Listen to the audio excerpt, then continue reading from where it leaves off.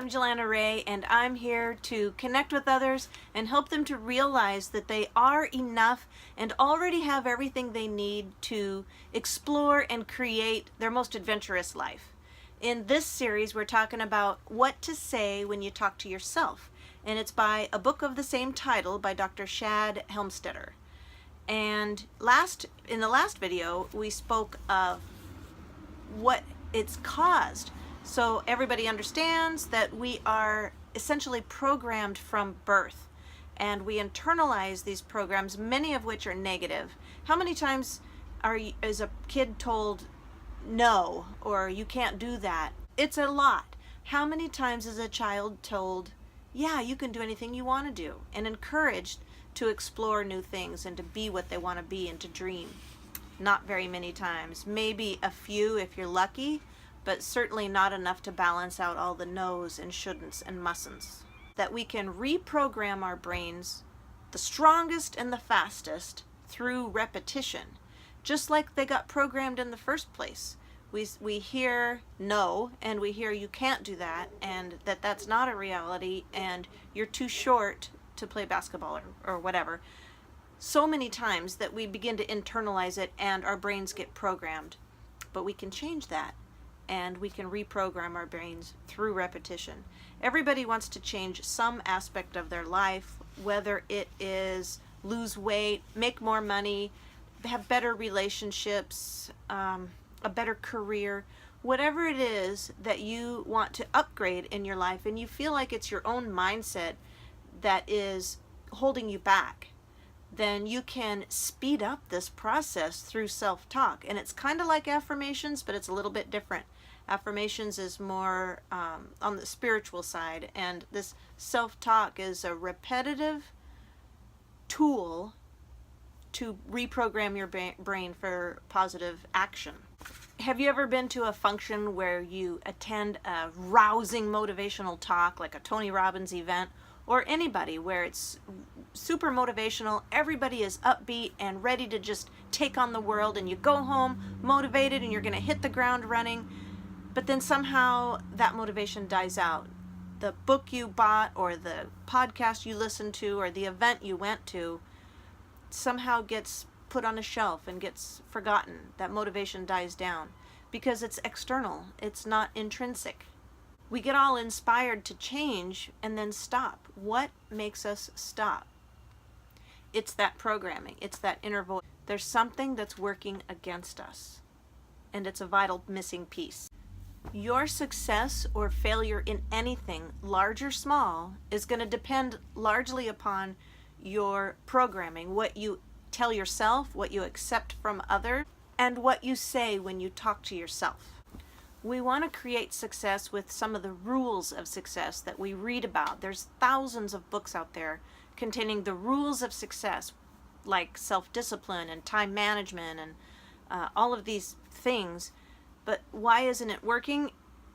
It's not how the brain is wired. It's not what you're asking the brain to do something it's not wired to do. The people who appear to be luckier have a better programming to begin with, basically. They're starting out with the right programming, or more of the right programming in place. Neither luck nor desire has anything to do with it. The brain simply does what our subconscious is telling it to do. So if our subconscious is getting negative, repetitive self-talk, that's what it's going to give us. Let me read this quote from the book. How successful you will be at anything, and we're talking weight loss, quitting drinking, business, earning a good living, better at your relationships, any of those things is inexorably tied directly to the words and beliefs about yourself that you've stored in your subconscious mind. The brain is an incredibly powerful biochemical tool that we all have. It's capable of doing anything that you would reasonably ask it to do. Seemingly harmless words build up in our minds, in our brains, word by word, moment by moment, time after time after time, until our brains are wired. It's like a brick of failure. that we often don't see, much less know how to fix it. So we're told no, what we could not do, what won't work, 148,000 times as children. Maybe if you're lucky, you may have been told no only 100,000 times or even 50,000 times. But by comparison, how many times are we told as children that we could succeed at anything we tried, that our dreams can come true, that we could do and accomplish anything we want in this life? Not very many. The yeses that we received as kids just don't outweigh the no's that we got. Leading behavioral researchers have told us that as much as 77% of the programming we've received as children is negative.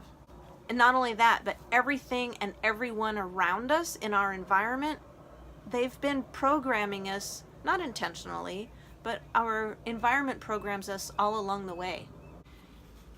Year after year and word by word, our self-image is indelibly imprinted in our subconscious, and we reinforce that. We begin to live out the picture of ourselves in our mind that we've created. And as a result, we create this wall of failure and self-doubt that we can't seem to break through or climb over on our journey to success. But fortunately, it doesn't have to stay that way. Think for a minute, what might you do differently tomorrow had you been programmed from the beginning with all of the positive messages, like you can do anything you want to do, all of your dreams can come true, your life can be amazing, and you can make it happen? If you had the right kind of successful mental programs, would you be doing the same things today that you are? Would you have the same job? Would you approach new experiences or challenges in the same way that you do, had you had that positive programming from the beginning? It's curious to think about. What if each and every day that you were growing up, you had an extra dose of self-confidence, self-determination, and positive programming, and twice the amount of belief in the outcome? Can you imagine what tasks you might do more easily? After all, success ultimately is up to the individual. It isn't the pen, but the writer, and it isn't the road, but the runner. Whatever age you are right now, and whatever success or failure you've experienced in the past, what if you could change your mental programming right now? What if you could change that programming to speak only positive things to and about yourself? What if you could physically rewire your brain for success? Through neuroscience, the understanding of neuroplasticity and the brain's ability to be reprogrammed and rewired through repetition, that's the science that's helping us to discover new ways to achieve success and to reach that level of self-awareness, self-expression, and self-confidence. And when you decide to apply that new understanding to your life every day in simple ways, in the next video we're going to talk more about creating a positive change that lasts and some of the rules for success that we've been taught and how to make that happen. I'm Jelena Ray, and I will talk to you in the very next video right here. Bye for now.